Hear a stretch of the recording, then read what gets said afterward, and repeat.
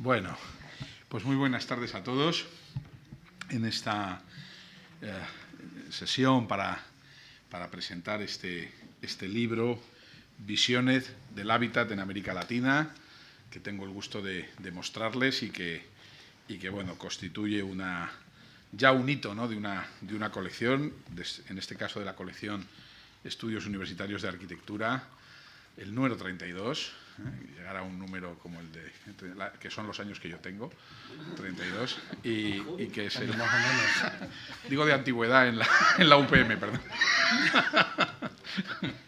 y que, bueno, sin duda constituye un privilegio. Bueno, quiero agradecerles a todos, ¿no?, que su presencia hoy aquí, porque en estos momentos prenavideños, ¿no?, que estamos llenos de compromisos y de actividades familiares, personales, pues la verdad es que concitar a un grupo de amigos, ¿no?, como el que aquí se encuentra, ¿no?, en torno a un libro, ¿no?, pues siempre es un placer y desde luego es un privilegio para mí, ¿no?, el poder estar aquí haciendo hoy este papel de moderador. Quiero, como hago siempre, agradecerle a la Casa de América la acogida que nos da, la acogida cariñosa que siempre nos da su director, Ana Pellicer, que es la responsable de la organización de estos encuentros, también todo el personal de la casa, que nos trata siempre con el máximo cariño y que además nos permite disfrutar de estas salas nobles, ¿no?, de uno de los palacios, este Palacio del Marqués de Linares, que es uno de los mejores de Madrid, ¿no?, y que bueno, como Casa de los Americanistas hace su labor desde hace ya muchos años, con una gran eficacia y desde luego con una enorme ilusión. Yo creo que esto es lo más importante. Bueno, me acompañan para presentar este libro. Tengo el gusto de compartir mesa hoy con uno de los coautores del libro y responsables de su edición, que es Manuel Martín Hernández. Me acompañan también dos compañeras de la Universidad Politécnica, Ana Esteban Maluenda y Belén Gesto Barroso. Después daré una pincelada también de cada uno de ellos, pero voy a empezar por Manuel. Manuel Martín es doctor arquitecto, fue catedrático, hoy lo está jubilado y en la actualidad es también profesor honorífico de la Universidad de Las Palmas de Gran Canaria. Es profesor huésped y miembro del Instituto de Investigación y Estudio de las Ciudades en la Universidad de Guadalajara, en México. Ha sido, entre otras cosas, visiting scholar en las universidades de Columbia, en Nueva York, y McGill, en Montreal, en Canadá. Obtuvo 3 reconocimientos nacionales españoles a la investigación y ha ingresado en el Sistema Nacional de Investigadores Mexicano, además de ser un miembro activo de ICOMOS México. Entre sus publicaciones yo quisiera destacar La invención de la arquitectura, se publicó en el año 1997, La reconstrucción de los centros urbanos, un libro en el que comparte autoría con otros profesores, con otros investigadores, del año 2002, el libro Un modo de afrontar la ciudad africana, que fue premio Casa de África y que se editó en el año 2014, La casa en la arquitectura moderna, editado en el año 2014 también, y después ha sido responsable de las segundas jornadas de arquitectura y cooperación al desarrollo en Las Palmas de Gran Canaria y es el autor de este libro, Visiones del hábitat en América Latina, que ha editado Reverté precisamente en este año que ahora termina. Ha colaborado en distintos libros, también en revistas especializadas, no solamente españolas, sino también internacionales, siempre en temas de teoría y crítica de la arquitectura y de la ciudad, arquitectura doméstica y patrimonio arquitectónico, que es una de sus principales especialidades. Y en este ámbito yo quisiera resaltar el trabajo tan importante que ha hecho en el ámbito del inventario del patrimonio arquitectónico y de distintos documentos, sobre todo de planeamiento municipal, no solamente en Canarias, sino también fuera de España y en América Latina. En ese sentido, creo que es quizá uno de sus trabajos más importantes es la redacción del Plan Maestro de la antigua Guatemala, que, como saben ustedes, es una de las ciudades declaradas por la UNESCO Patrimonio de la Humanidad y que se publicó en el año 2012. Él ha sido, bueno, pues con Vicente Díaz García, el responsable, editor y coautor también, digo, del libro, y le vamos a pedir que pues, nos dé una semblanza un poco de sus contenidos y que, bueno, pues aborde cuantos aspectos le parezca oportunos. Manuel, muchas gracias por estar aquí y adelante. Muy bien. Muchas gracias, Fernando, por la presentación. Quería empezar dando las gracias al cuerpo editorial, a Jorge Sáenz, a Reverté, Javier Reverté, porque sobre todo Jorge, con el que ya es la segunda vez que trabajamos en un libro. No es fácil, los que hemos trabajado con Jorge sabemos que no es un editor fácil, pero al final el resultado creo que queda muy bien, muy digno.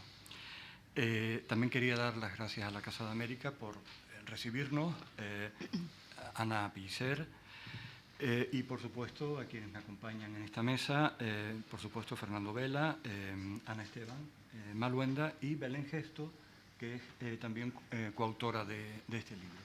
Es autora junto con Julián Salas de uno de los capítulos del libro.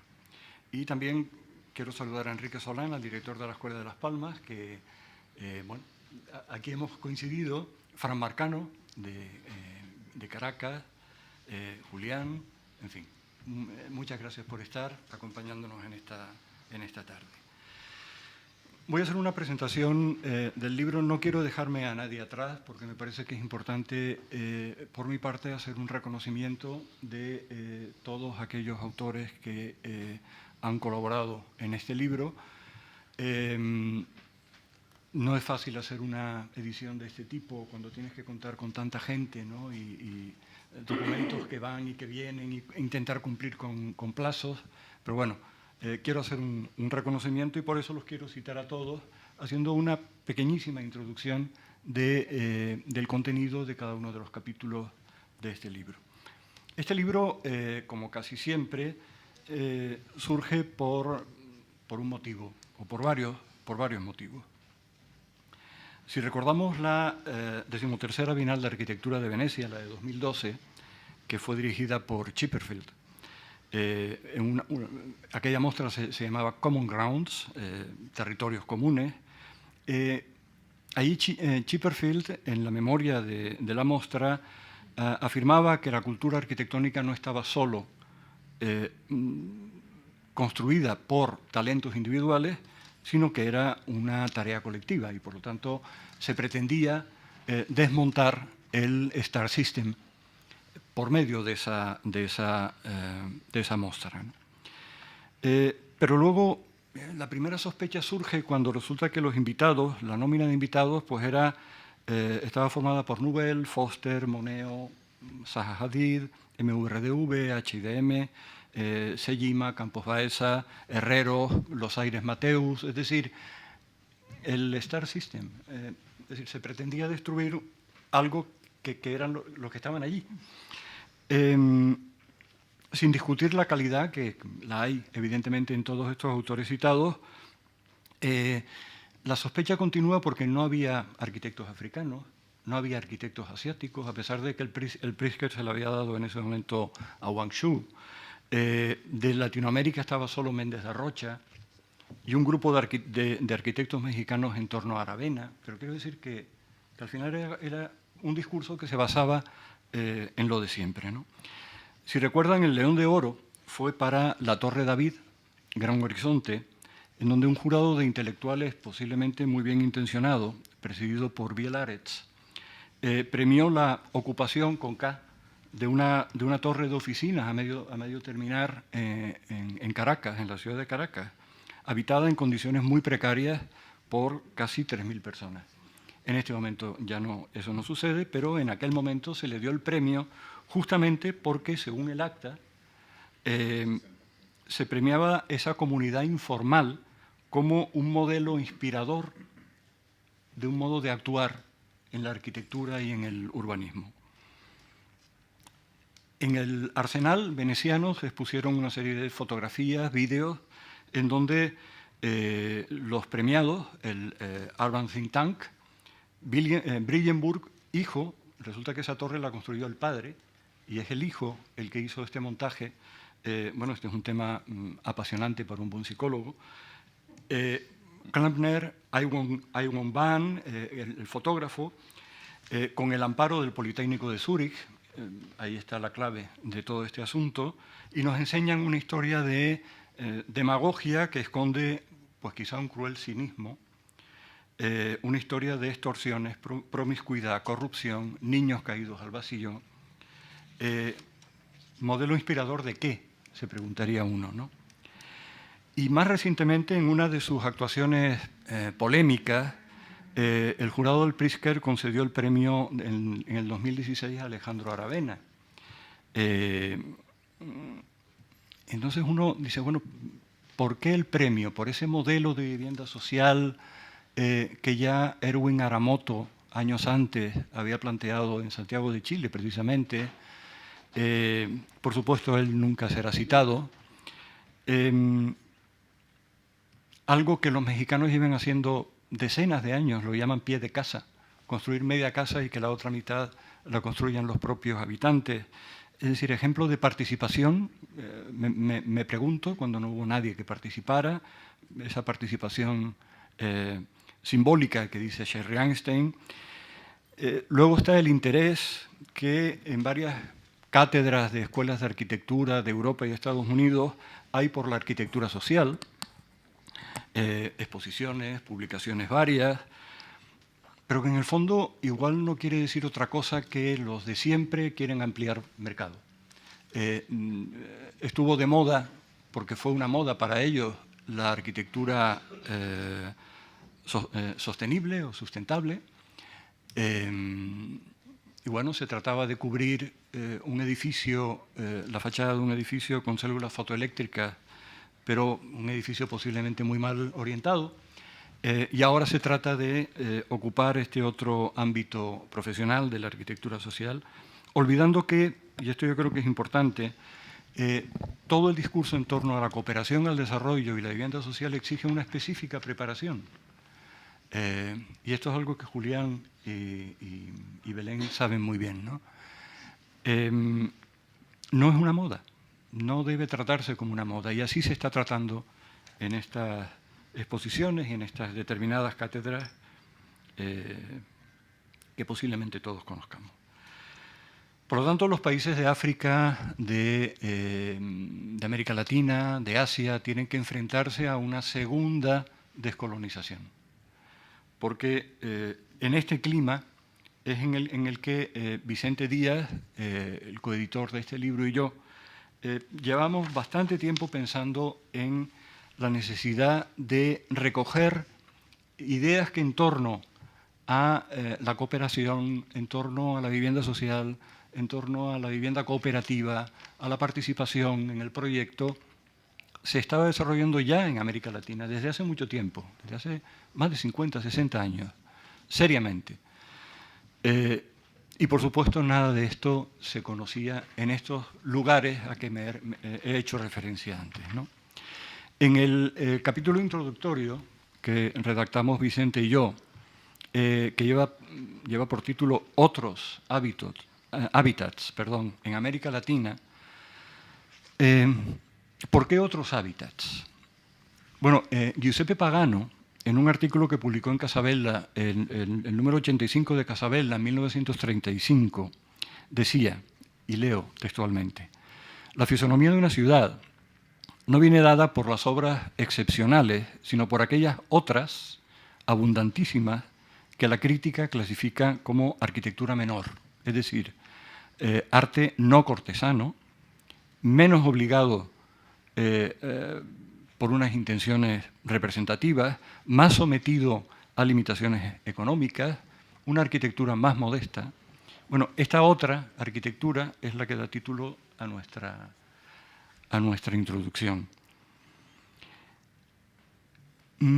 Frente a la exclusiva preocupación en muchas escuelas de arquitectura por el monumento, escuelas de arquitectura e instituciones, nosotros lo que proponemos, y llevamos años trabajando este tema, es fijarnos en estas otras arquitecturas, aprender arquitectura desde estas otras arquitecturas.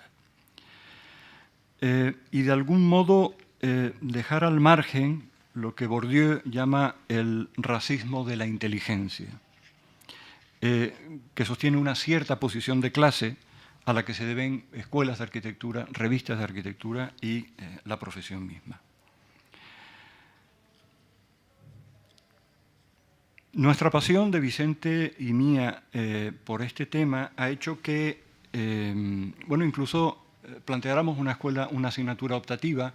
Evidentemente estas materias solo encuentran su lugar en asignaturas optativas, en determinadas maestrías. Es decir, al margen del sistema consolidado de la formación del arquitecto en España, porque creíamos que había temas, sobre todo referidos al hábitat, referidos a la arquitectura doméstica, que debían ser atendidos desde otros puntos de vista. Y además hay una larguísima historia en estos temas de vivienda de interés social en las últimas décadas en América Latina. Cito simplemente la Fundación Salvadoreña de Desarrollo y Vivienda Mínima, el Centro Operacional de Vivienda y Poblamiento de México, el Centro de Estudios y Promoción del Desarrollo en Perú, el Movimiento Cooperativista en Uruguay, que acaba de cumplir 50 años, premiado por Naciones Unidas, y tantos otros. Y en España, la Federación de Arquitectura Social, por ejemplo, temas pedagógicos de interés, la figura de Víctor Peli, por ejemplo, ¿no? En Argentina, la Unión Latinoamericana de Cátedras de Vivienda, en España el Instituto Universitario para la Cooperación de Habitabilidad Básica, que en este momento dirige Belén y que de algún modo fue fundado también por Julián. Asignaturas, ya digo, todas optativas en Alcalá, en la UPC, aquí en Madrid, en Sevilla, nosotros en Las Palmas.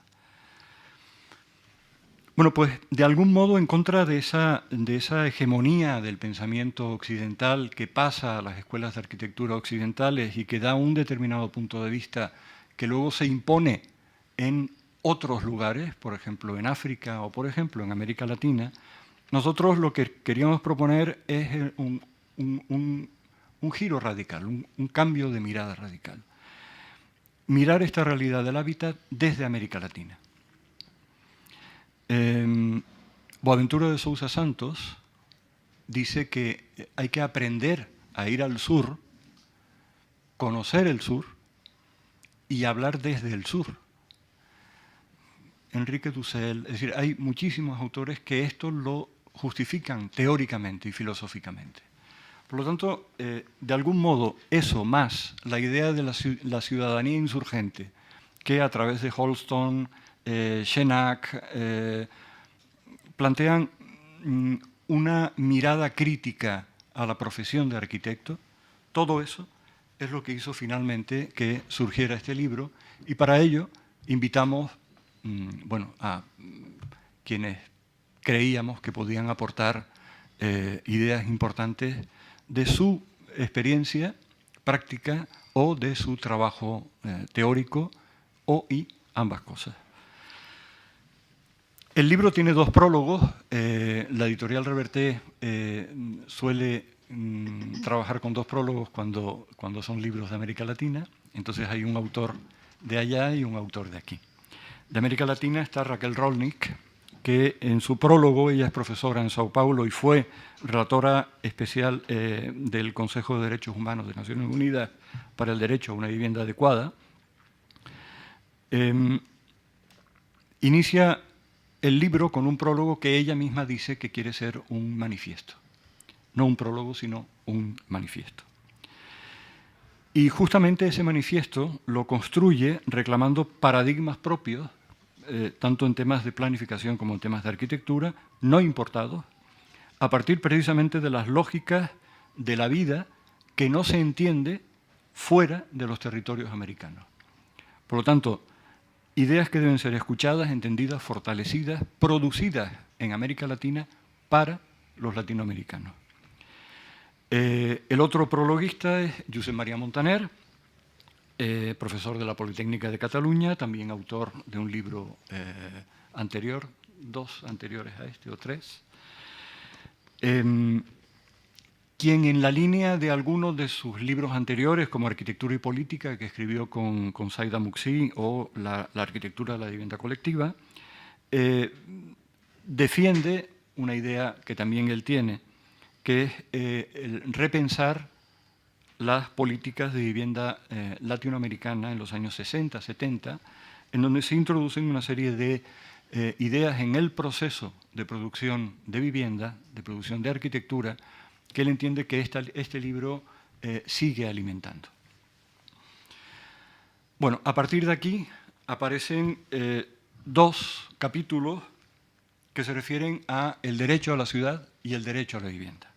Daniel González Romero, que es profesor del Centro Universitario de Arte, Arquitectura y Diseño de la Universidad de Guadalajara, escribe acerca del derecho a la ciudad, y con el apoyo de autores de referencia como Lefebvre, o Harvey, o Garnier, o Borja, traza un relato de los problemas a los que nos enfrentamos en este momento y a los que nos enfrentamos en la construcción de la ciudad, cuáles son las dificultades que en este momento tiene esa idea de ciudad, ese pensamiento acerca de la ciudad, y por lo tanto aborda posibles soluciones que se muevan en torno a la defensa de ese derecho a la ciudad. Por otro lado, Ana Sugrañes, que ha trabajado en agencias internacionales para la planificación, proyectos y programas habitacionales urbanos y fue secretaria general de la Coalición Internacional por el Hábitat, un organismo absolutamente fundamental en todo este discurso, escribe acerca del derecho a la vivienda. Frente a una realidad en donde en la construcción de la vivienda ha triunfado el valor de cambio frente al valor de uso, lo que ella propone es enfrentarse a la agresividad del mercado y recuperar a través de los derechos humanos el derecho humano a una vivienda adecuada. Un discurso muy completo. Cerrando esta parte de reclamación de derechos, Víctor Pelli, que bueno, hasta hace relativamente poco fue director del Instituto de Investigación y Desarrollo de Vivienda de la Facultad de Arquitectura y Urbanismo de la Universidad Nacional del Nordeste, en Argentina, titula su texto La integración social como objetivo de las políticas habitacionales. Lo que Víctor Pelli propone es el hermano de César Pelli. Yo siempre digo que conviene no confundirlos, porque no tienen nada que ver. Son amigos. Son amigos, lo sé. De hecho, a la hija de Víctor Pelli, yo le pregunté que qué hacían en Navidades cuando se reunían los dos hermanos, ¿no? Y dice que no hablan de todo menos de arquitectura.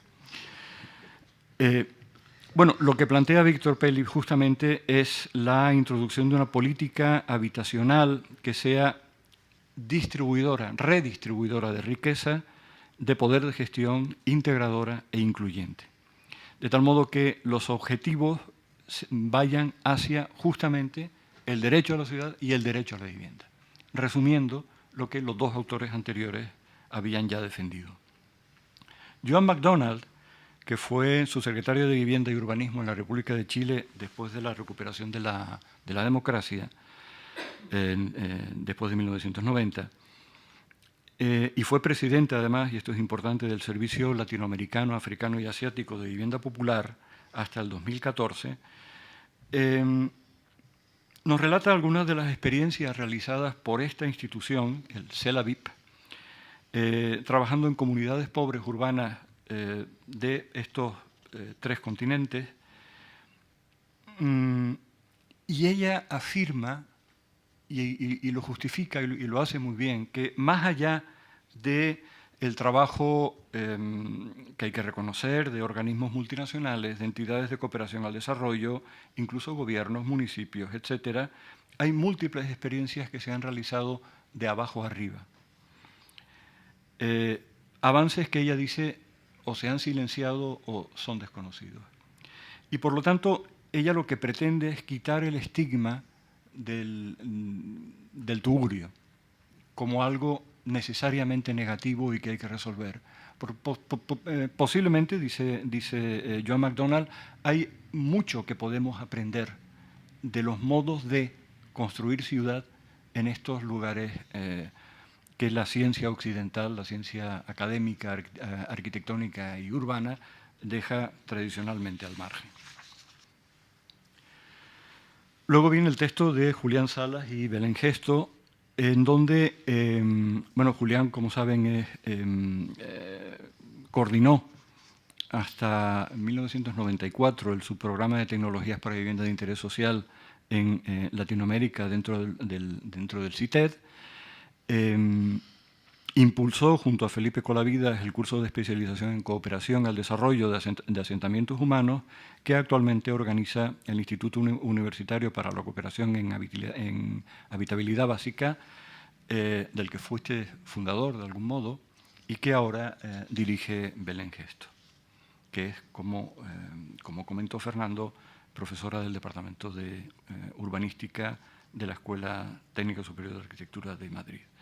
Lo que ellos plantean es un discurso también que se fija en los barrios precarios de determinados lugares de América Latina, pero ellos proponen de qué modo la mejora del hábitat puede ser un buen antídoto, y así aparece en el título de su ensayo, de la violencia urbana.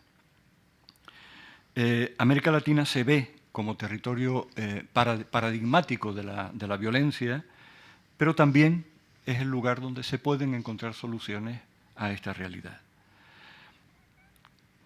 Una realidad urbana en muchos países de América Latina son las comunidades cerradas, los cotos cerrados, donde los ciudadanos se separan del resto de la ciudad.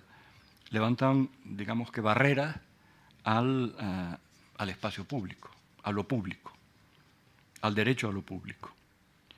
Bueno, lo que ellos proponen justamente es abordar el problema de la violencia en los barrios no desde su abandono, no desde el abandono de las políticas municipales respecto de esos lugares complejos, sino a través de la mejora física de esos entornos.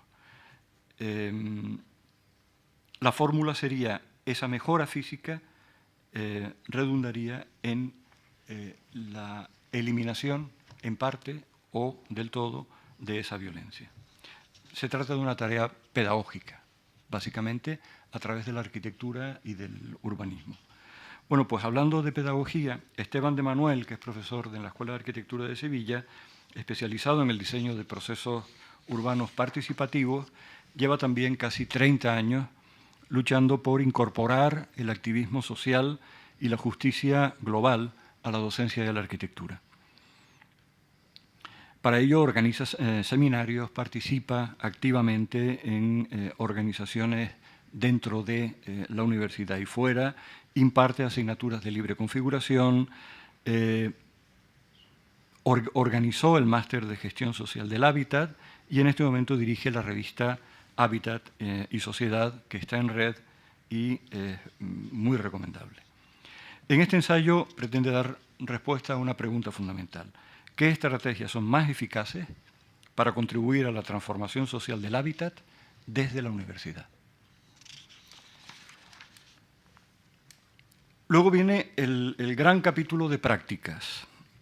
En ese sentido, Gustavo Romero y otros profesores del Grupo de Investigación Arquitectura y Diseño Participativo del Hábitat de la UNAM, la Universidad Nacional Autónoma de México, plantea todo un discurso en torno a la necesidad del diseño participativo y a las características de este modo de diseñar procesos proyectuales. Él es uno de los referentes mundiales en torno a temas de la participación en el diseño urbano y arquitectónico, ha escrito mucho sobre esto, y después de recorrer conceptos y autores fundamentales en todo este discurso acerca de la participación en el diseño, muestran algunos ejemplos que han realizado en la Ciudad de México, algún ejemplo incluso premiado internacionalmente, entendiendo que estos temas de participación y de vivienda social no debe tratarse como un tema de moda arquitectónica en los departamentos de proyecto, sino que más bien es un problema mucho más profundo que además tiene carácter transdisciplinar. Mario Jáuregui, que es un arquitecto y urbanista argentino afincado en Brasil, trabaja mucho en Río, es especialista en temas de vivienda de interés social y sus implicaciones urbanísticas, arquitectónicas y ambientales. Destaca y es conocido internacionalmente por su aportación al programa Río Cidade y el programa Favela Bairro, que incluye la rehabilitación urbana arquitectónica de más de 20 favelas de Río de Janeiro. Carlos González Lobo, que es doctor en la Facultad de Arquitectura de la UNAM, también, México, junto con María Eugenia Hurtado, dirigen el grupo de apoyo técnico solidario que se llama Espacio Máximo Coste Mínimo, dedicado justamente a la vivienda popular y a las tecnologías que él llama apropiadas y apropiables. Bueno, hace una reflexión sobre el caso de la Ciudad de México, de una ciudad de crecimiento imparable, y entiende cómo las soluciones más extendidas en materia de vivienda social, que es la vivienda social construida por el Estado o la vivienda como solución popular realizada por los propios habitantes, puede tener incluso alguna alternativa. Para esas alternativas, él realiza, junto con Hurtado, una serie de proyectos que son los que se muestran en el capítulo correspondiente.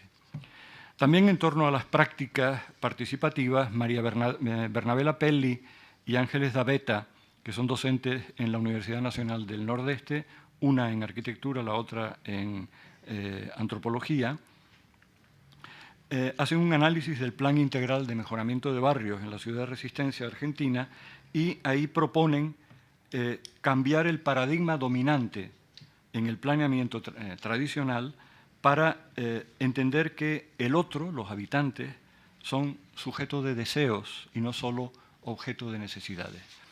Por ello es por lo que hay que trabajar con ellos y ese es el discurso que desarrollan en su texto.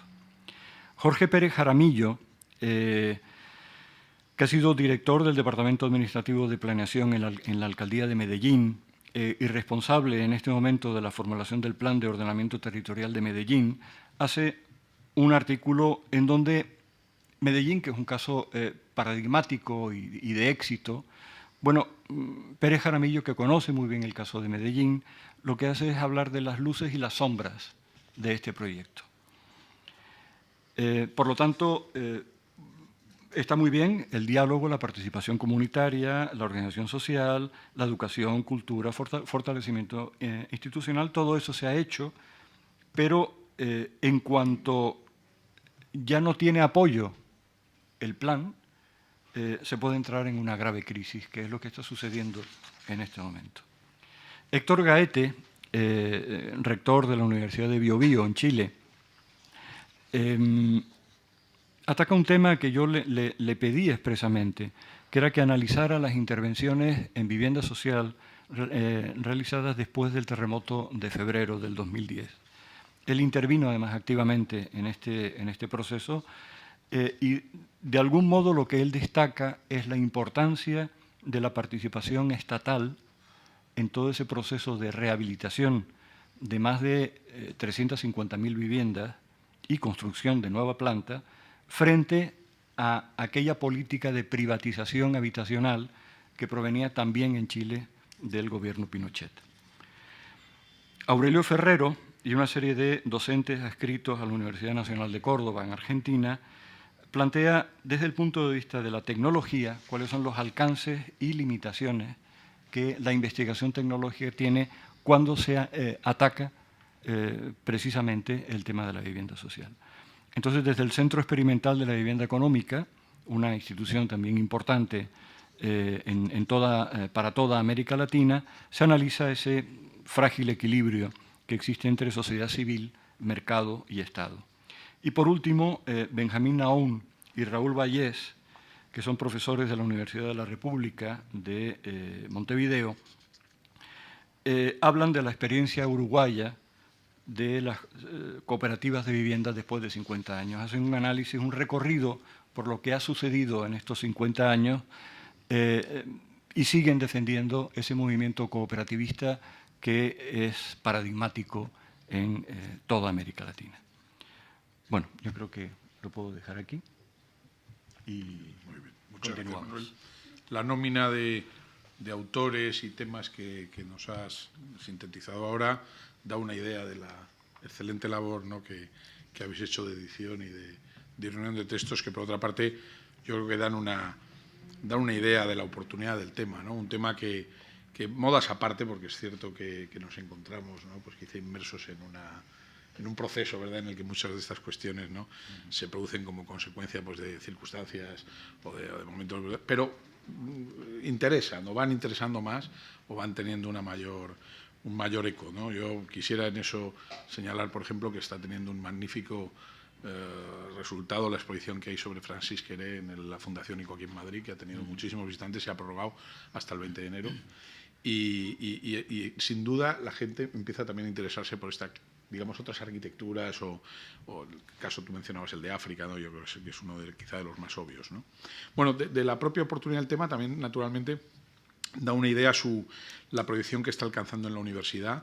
En el ámbito de la Universidad Politécnica de Madrid, tú lo has mencionado, hay algunas iniciativas muy antiguas. Julián Salas, que nos acompaña esta tarde, pues trabajó muchísimos años en este tema y en la universidad tuvo una labor constante, ¿verdad?, y de gran continuidad, de lluvia fina, ¿no?, como diríamos, ¿no?, en el ámbito de la habitabilidad básica y también ha habido una cátedra UNESCO precisamente sobre el tema.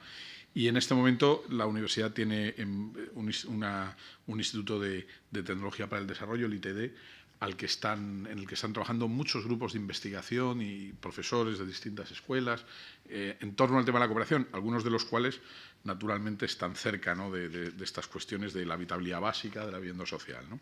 Una de esas profesoras, uno de sus investigadores es Belén Gesto, que nos acompaña también aquí esta tarde. Es arquitecta, es urbanista, es profesora de nuestro departamento de Urbanística y Ordenación del Territorio en la Escuela Técnica Superior de Arquitectura de la Universidad Politécnica de Madrid y ha sido la mano derecha de Julián en muchas de las actividades de formación en el ámbito de la habitabilidad básica y en este momento es la directora de un curso que ya ha adquirido, ¿no?, durante estos últimos años, donde se ha fortalecido y se ha consolidado, ¿no?, y por el que han pasado personas muy destacadas, ¿no?, en este campo, entre ellos uno de los coeditores de este libro, que también fue, por el caso de Vicente Díaz, fue también alumno, digamos, del curso, ¿no? Y sin duda, pues esto da una idea, ¿no? Bueno, yo le voy a ceder la palabra para que nos dé también unas pinceladas sobre el trabajo, porque ella también es con Julián coautora, ¿no?, como me ha dicho Manolo, de uno de los capítulos. Vale, bueno. Gracias, Belén, por estar aquí. Nada, gracias a todos, gracias a la mesa, gracias a la Casa de América, gracias a los que asisten, que hace posible que presentemos algo, porque no tendría mucho sentido presentar algo sin público.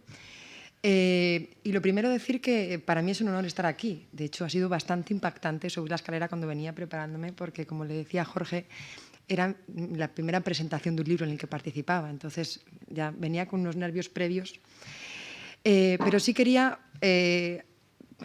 agradecer primero a Vicente y a Manuel haber hecho posible esta conexión de información, de datos, de políticas, de reflexiones recogidas de América Latina y haber hecho eso posible, como digo.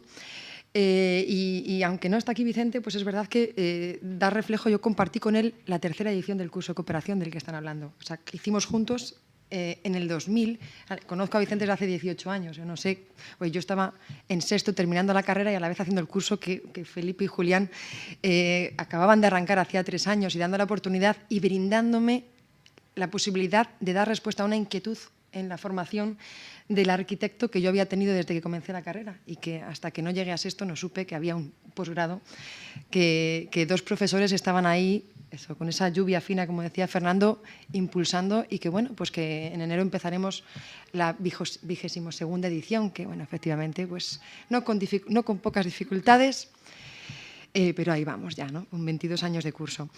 Agradecer a Jorge Sainz haberme invitado a esta mesa.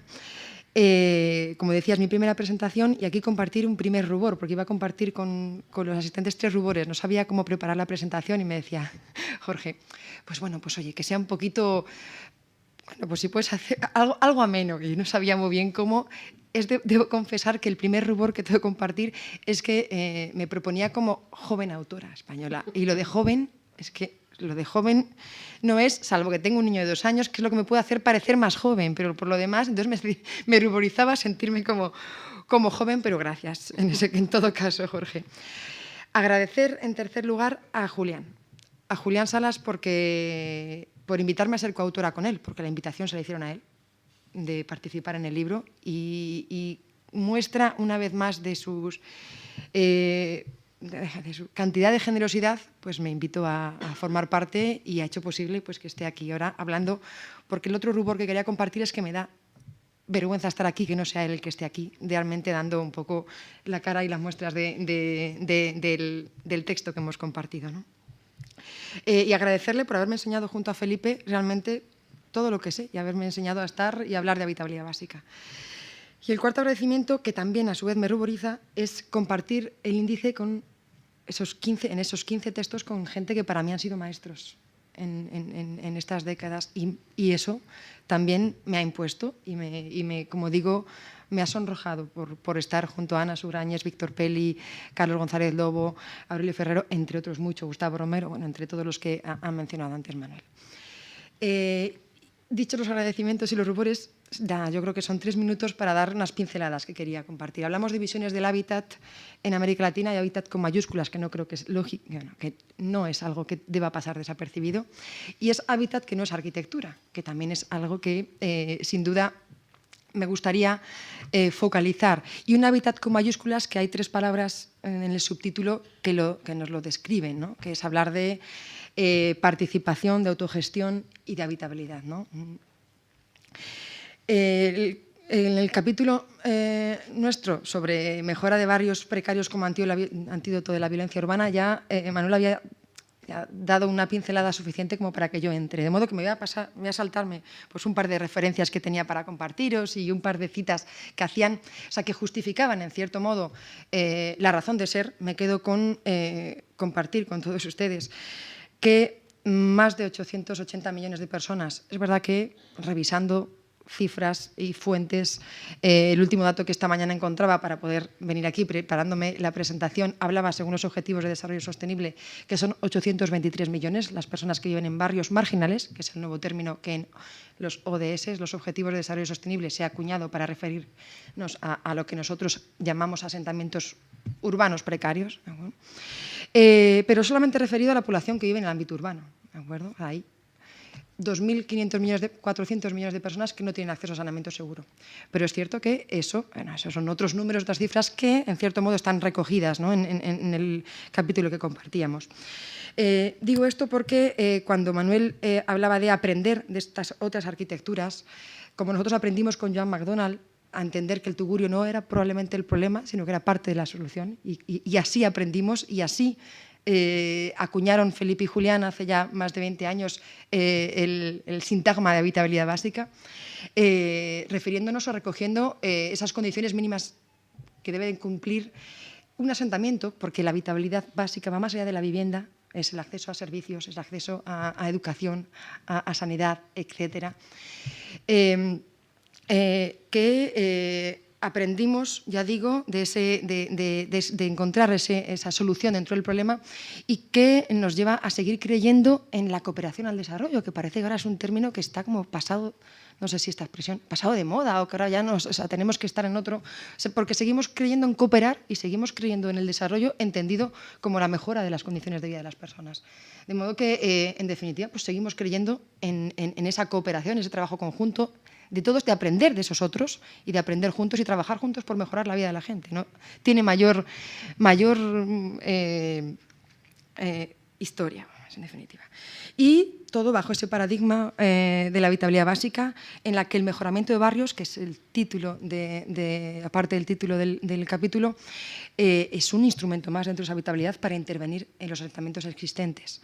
Y creyendo, bueno, pues como ahí, y con cifras, ya digo, que podrán leer en el capítulo, que justifican la pertinencia, como decía Manuel, de intervenir, porque mejora la vida de las personas. Y cierro reivindicando, en parte, lo que decía Manuel, la necesidad de formar en el caso general y no en el caso particular.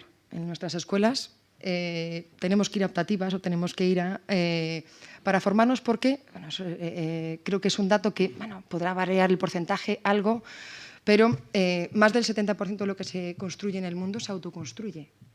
Es una cifra que desde luego debe hacernos mirar y entender que tenemos que formarnos no solamente en ese caso particular en el que nos formamos muchos, sino que aprender de esas otras arquitecturas y esos otros hábitats. Y la última reivindicación es que si estamos trabajando y vamos a trabajar en los próximos casi 15 años, Agenda 2030, Objetivos de Desarrollo Sostenible, y vamos a pues, ligarnos a unos u otros o aliarnos o responder a intentar alcanzar las diferentes metas de esos diferentes objetivos. Si me quedo con el ODS 11, que habla de ciudades sostenibles, inclusivas, seguras, resilientes, que por favor, cuando trabajemos bajo el paraguas de los ODS, no trabajemos y terminemos mirándonos a nosotros mismos. Esos retos, esas ciudades sostenibles, seguras, resilientes, probablemente sean unos retos mucho mayores si nos salimos de que también habrá que trabajar en Madrid, también habrá que trabajar en nuestras ciudades, pero que si por lo menos no nos engañemos, que no me gustaría que en los últimos derroteros que podemos caer en olvidarnos de que los retos, si nos vamos a las cifras y de verdad somos conscientes de que los ODS son para responder a un mundo global, que de verdad no nos olvidemos de esa globalidad. Y nada, muchísimas gracias por habernos invitado y por haber hecho posible que estemos aquí presentando el libro. Ya nada más. Muchas gracias, Belén. Muchísimas gracias. Bueno, yo debo decir que Jorge Sainz nos embauca a todos con las mismas cosas. Ayer, el otro día, me dijo en el departamento que yo era el profesor más joven, que me dijo, habla, que te corresponde por ser el profesor más joven. O sea, es todo vergonzoso. No, la más joven era todo yo. para que trabajemos presentando libros de la colección que él que le edita. Bueno, muchísimas gracias, Belén. Bueno, para mí también es la primera vez que presento el libro Visiones de la Argentina. O sea que estamos en esta situación, ¿no? Que hago de moderador en este caso, de la presentación de este libro. Bueno, voy a darle ahora la palabra para cerrar un poco esta ronda de presentación del libro a una compañera de departamento, que es Ana Esteban Maluenda, que me acompaña aquí. Ana es doctora arquitecta, es profesora titular del Departamento de Composición de la Escuela, del que es subdirectora.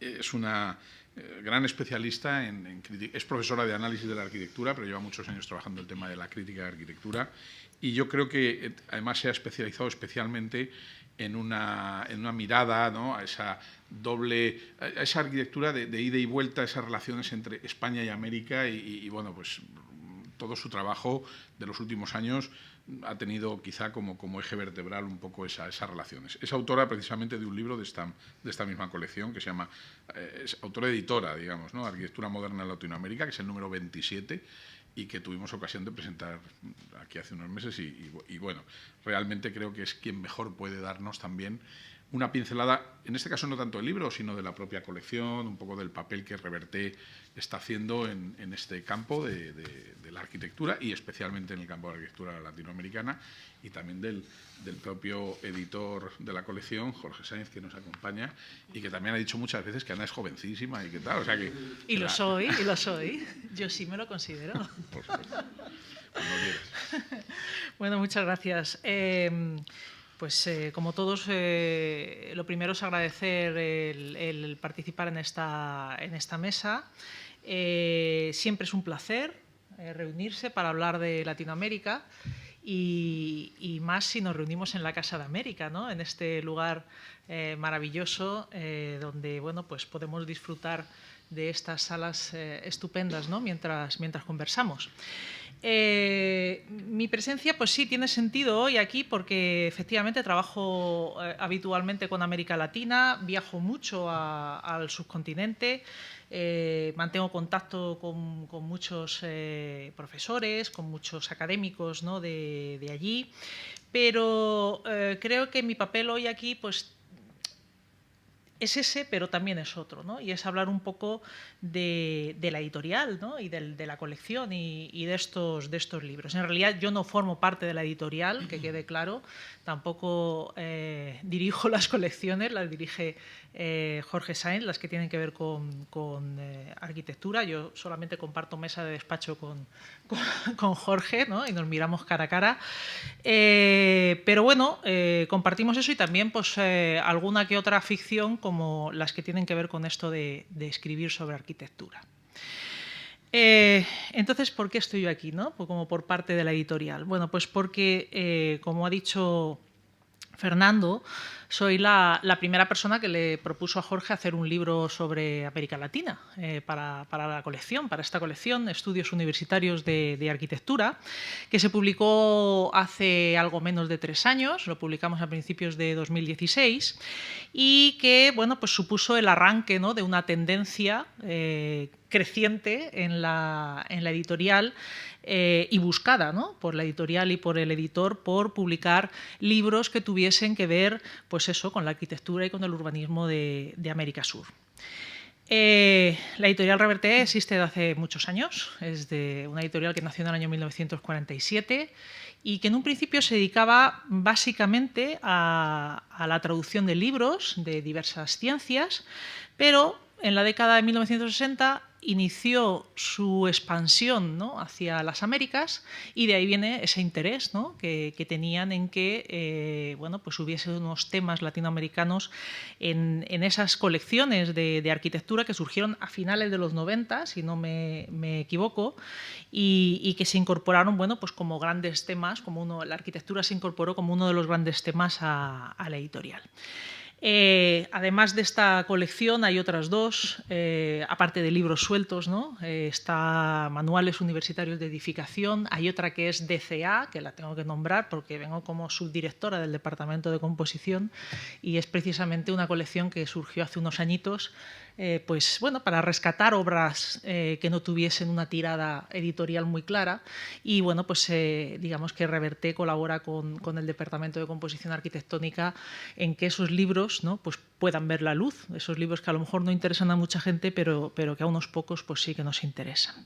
Y luego está esta colección, que es Estudios Universitarios de Arquitectura, que es la colección más grande de las 3 de arquitectura, y en la que se ha publicado pues este número 32 de la colección, con lo cual es una colección muy consolidada y que tiene ya mucho título en esa lista, ¿no? Curiosamente, el libro que yo edité hace 3 años, o que salió hace 3 años, pues se dedicaba precisamente a lo que no se dedica este, que es a la arquitectura más paradigmática, ¿no? Esa arquitectura más conocida, o más bien esos arquitectos latinoamericanos más conocidos, pero también yo creo que lo hacía desde una visión relativamente novedosa, es decir, no se dedicaba a estudiar las obras o a estudiar a los arquitectos o las biografías, sino que lo que hacía era estudiar las ideas de esos arquitectos, ¿no?, a partir de las reflexiones de los textos que escribían. Pero bueno, al contrario de lo que decía Paco Umbral, yo no he venido aquí a hablar de mi libro, pero no podía dejar de felicitar, ¿no?, públicamente a la editorial y al editor, a Jorge Sainz, porque ese libro, ¿no?, que sacamos hace 3 años, pues acaba de recibir precisamente 2 premios en Latinoamérica. Se los ha dado la Asociación Nacional de Investigación y de Posgrado de Brasil, y lo cito no para seguir hablando del libro, sino porque hay que entender que, claro, que nos han dado un premio en Brasil, ¿no?, que como todos sabemos son muchos, por tanto publican mucho, pero es que además publican muy bien, ¿no? Y entonces nos han dado un premio a gente que no somos brasileños, ¿no? Yo a veces me siento un poco brasileña, pero hay que reconocer que sigo siendo española, ¿no? Es decir, que el libro salió bien, ¿no? Y ahora es cuando yo engancho con la idea que quería transmitir, ¿no? Y es que el libro salió bien como salen todos los libros, ¿no?, de esta colección, entre ellos este que estamos presentando ahora. Bueno, ese libro ya digo que fue el número 27, este es el número 32, antes ha habido otro también de Latinoamérica, es decir, que entre los 6 últimos títulos ha habido 3 dedicados a América Latina.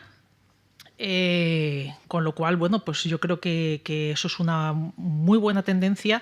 Veo que en los próximos anunciados no hay ninguno de Latinoamérica, así que animo a todos los asistentes, que creo que son personas interesadas en estos temas, a que le propongan a Jorge más temas de América Latina para que la cosa no decaiga. Bueno, yo no soy especialista en asentamientos urbanos, ni en proyectos de mejora del hábitat, ni en la arquitectura de las ciudades, ni siquiera, ¿no? Conozco muchos ejemplos latinoamericanos de los que se citan, ¿no?, en este libro, pero realmente no los estudio. Sin embargo, hay algo que sí que comparto muy de cerca, ¿no?, con el espíritu de este libro, y es ese interés en mostrar precisamente los puentes, ¿no?, los contactos entre España y Latinoamérica, ¿no? Y además en ambos sentidos, ¿no? O sea, que no siempre se produce ese contacto o ese trasvase en una de los dos sentidos, ¿no? Me ha gustado mucho una frase que señalaban los editores en el prefacio, ¿no?, que decían que Mario Benedetti ya decía que los nortes y sures latinoamericanos no siempre coinciden con los sures y nortes geográficos, ¿no? Es decir, que unas veces van para un lado, otras veces van para otro, unas veces miramos hacia arriba, otras hacia abajo, ¿no? En este sentido, a mí me ha interesado particularmente, y juro que no estaba preparado, yo no sabía que iban a estar aquí, pero me ha interesado particularmente el capítulo de las enseñanzas latinoamericanas, ¿no?, de Julián Salas y de Belén Gesto, en el que, como dice el título, ¿no?, del capítulo, es Latinoamérica la que enseña a otras regiones cómo paliar los efectos de una violencia urbana que desafortunadamente demasiado a menudo abunda, ¿no?, en las calles latinoamericanas. Y claro, para conseguir reducir el crimen, pues una de las maneras, ¿no?, yo me he ido a la parte que me interesaba más, que era la parte que en la que se hablaba de las favelas y de Río de Janeiro, por apego personal, ¿no?, con la ciudad. Y decían que, claro, que una de las maneras de cambiar el ambiente físico, ¿no?, una de las formas, para reducir el crimen era cambiar ese ambiente físico, ¿no?, de la ciudad. Y sin embargo, pues que no había que hacer cosas como lo que ocurrió cuando en Río, ¿no?, cercaron las favelas, ¿no?, precisamente para concentrar y que no saliese, ¿no?, que no creciese la favela y por tanto que no hubiese pues ese crecimiento, ¿no?, del narcotráfico. Evidentemente esto de cercar las favelas pues no hizo más que empeorar la situación y al final, bueno, pues un año después de esto, que era como en el año 2009, tuvo que entrar el ejército, ¿no?, en las favelas a intentar pacificarlas, ¿no?, porque cada vez la situación era más complicada. Y yo esto lo recuerdo bien porque yo estaba viviendo en Río cuando el ejército entró en las favelas.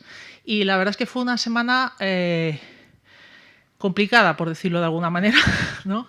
Fue una situación bastante difícil, ¿no? Es una pena porque esto mejoró mucho, pero en los últimos años, con los problemas políticos que ha habido, ¿no?, y los cambios y el espíritu de tristeza, ¿no?, en el que están sumidos ahora mismo los brasileños, pues realmente el crimen está obteniendo otra vez unas cotas de repunte que no se habían vivido anteriormente. Bueno, a pesar de todo, y engancho un poco también con el tema, ¿no?, que hablábamos de que estas cosas están de moda, ¿no? Y yo me estaba acordando cuando hablabas de eso, de que no están solo de moda en el ámbito arquitectónico. Las favelas están muy de moda, ¿no? Y la gente va a visitarlas como turistas, ¿no? Y se meten en las favelas, pues no sé muy bien a ver qué, ¿no? Pues probablemente les llama la atención lo desconocido o lo prohibido, ¿no? Lo malo es cuando, bueno, a lo mejor se topan con un encuentro de estos policial y les parece súper interesante. Lo malo es que luego a lo mejor se llevan un tiro, ¿no?, como regalo. No entiendo muy bien por qué la gente va a las favelas, ¿no? O sea, nunca lo he entendido bien como turistas, ¿no? Sin embargo, yo he de reconocer que sí que he ido. No he ido como turista, he ido como urbanista, ¿no?, o como arquitecta interesada en ese tipo de arquitectura. Sí, las he visitado, he estado en varias, he estado en favelas más tranquilas, ¿no? Hay una que la llaman la favela cool, que es la de Vidigal, porque como está tan de moda y va tanta gente, pues está muy bien, ¿no? Y además está situada en un sitio maravilloso, en uno de los morros que se ven todas las playas, ¿no?, de Leblon y de Ipanema. Y curiosamente, en este tipo de favelas, hace un par de años por lo menos, ahora no sé, a lo mejor ha caído un poco la cosa, pero se estaban vendiendo viviendas de favela, pues a unos 50.000 euros la vivienda. O sea, son cuestiones que la verdad a veces a mí me dejan absolutamente impactada, ¿no? Bueno, yo voy a ir terminando, ¿no? Porque tampoco me quiero alargar. Me gustaría terminar la intervención con algo que dice Raquel Rolnick al final de ese semiprólogo, ¿no? Que escribe. Y lo que dice precisamente es que son estos espacios los que bloquean la toma total de la ciudad por las finanzas. A mí esto me parece una idea muy interesante y muy bonita, ¿no? Y me sumo, ¿no?, a una recomendación que hace ella en ese último párrafo. Dice, en lugar de destruirlos, estos barrios, deberíamos movilizarnos aún más para construir en la población una imaginación urbanística capaz de escucharlos, de entenderlos y de fortalecerlos. Y a mí me parece que este libro, ¿no?, que los textos que aportan todos los autores, pues ayudan a construir esa imaginación urbanística tan necesario. Y por eso me parece que es tan interesante y que es tan recomendable la lectura de él. Muchas gracias, Ana. Bueno, muchísimas gracias a todos los ponentes. Quisiera concluir, bueno, diciendo esta semana no ha podido ser mejor. La comenzamos muchos de nosotros en esta sala, porque el lunes se presentaba aquí la próxima Bienal de Arquitectura y Urbanismo Iberoamericana, que tendrá lugar el año próximo en Paraguay, en Asunción, y prácticamente puede decirse que la terminamos hoy jueves en la noche con la presentación de esta magnífica obra, Visiones del Hábitat en América Latina, que pueden también ustedes adquirir, porque creo que ha venido la librería. Pero, en cualquier caso, y creo que como remate de la tarde, les invito a compartir un pequeño vino español al que nos va a convidar la editorial Reverte, creo que en la sala contigua, y que seguramente nos va a permitir pues seguir charlando, hablando de arquitectura, hablando de hábitat en América Latina, hablando de viejos amigos y sobre todo de jóvenes profesores, ¿no?, que es lo que le gusta al profesor Sainz. Muchas gracias a todos, muchas gracias Manuel, Belén, Ana, y desde luego muchas gracias a Reverte, al editor de la colección y especialmente a la Casa de América por darnos acogida una vez más, ¿no?, en esta sala Bolívar, privilegiada sala de la planta noble de esta noble casa en el centro de Madrid, de este Madrid prenavideño. Gracias a todos, buenas tardes.